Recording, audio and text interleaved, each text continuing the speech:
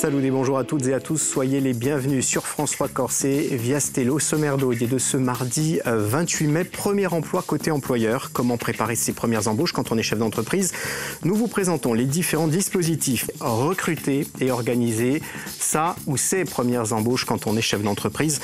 Ça peut être un moment décisif, pas toujours facile. Comment s'y prendre? Quels sont les dispositifs d'aide et d'accompagnement? L'URSSAF et France Travail sont des interlocuteurs privilégiés et sur cette question en particulier des partenaires, mes deux premières invités vont nous expliquer tout ça.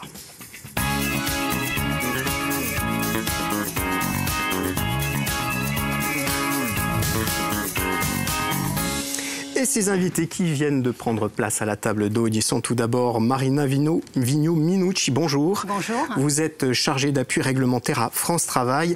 Et face à moi, Sandrine Tomasi, bonjour. Bonjour. Vous êtes pour votre part chargée de mission à l'URSSAF. Alors Sandrine Tomasi, on l'oublie souvent, mais l'URSSAF c'est un acteur essentiel de la vie économique et des entreprises. L'URSSAF qui est souvent associée de façon très restrictive au recouvrement, mais c'est bien plus que ça. Quelles sont vos missions?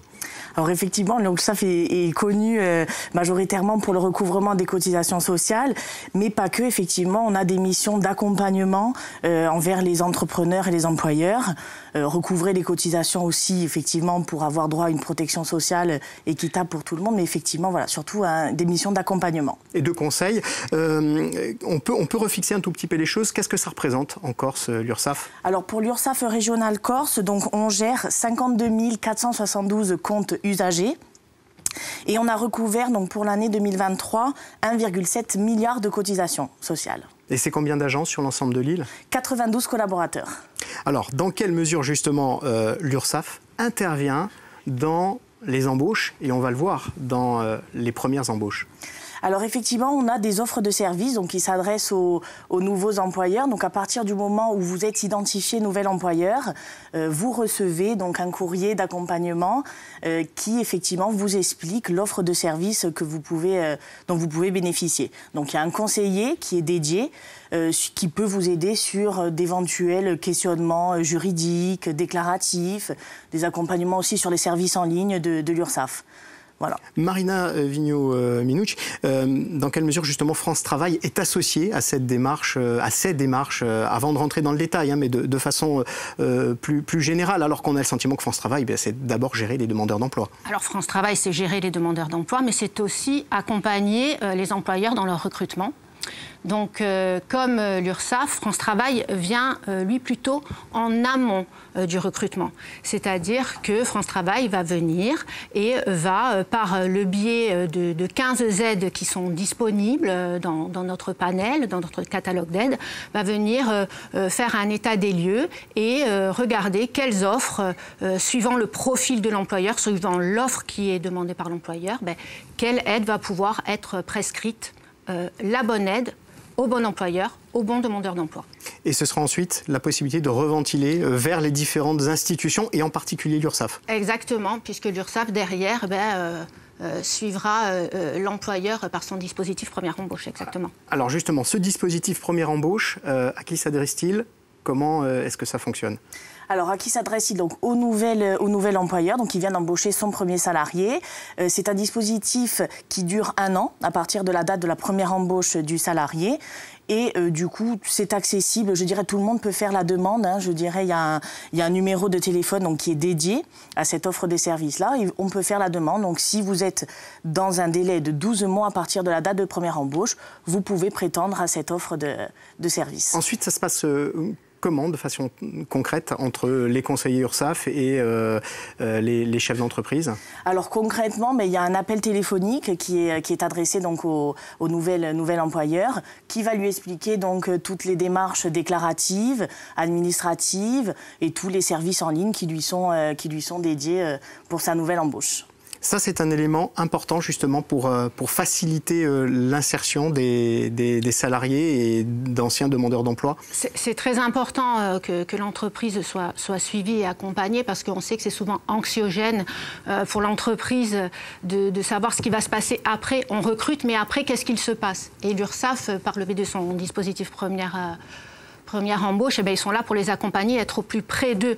Comme nous, on va être au plus près d'eux en amont, où on va vraiment mettre à plat, et par le biais d'expertise des conseillers dédiés à l'entreprise, puisqu'on parlait justement de l'accompagnement des demandeurs d'emploi, mais l'accompagnement des entreprises. Nous avons des conseillers dédiés à ce public spécifique, et où va être fait une cartographie, un état des lieux des aides mobilisables. Il faut savoir que sur l'année 2023, pour ne pas les citer, les POI, les préparations opérationnelles à l'emploi individuel, nous avons plus de 550 aides qui ont été mobilisées sur l'année 2023.